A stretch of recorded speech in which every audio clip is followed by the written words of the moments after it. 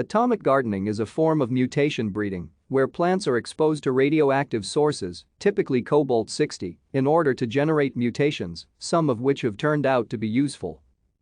The practice of plant irradiation has resulted in the development of over 2,000 new varieties of plants, most of which are now used in agricultural production.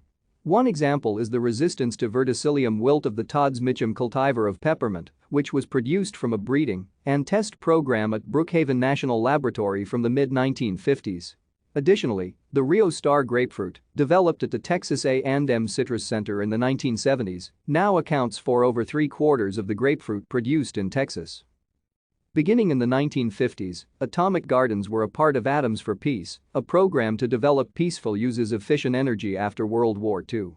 Gamma gardens were established in laboratories in the United States, Europe, parts of the former USSR, India, and Japan. Though these gardens were initially designed with the aim of testing the effects of radiation on plant life, research gradually turned towards using radiation to introduce beneficial mutations that could give plants useful characteristics. Thank you for watching. Like and subscribe if you would like to view more of our videos. Have a nice day.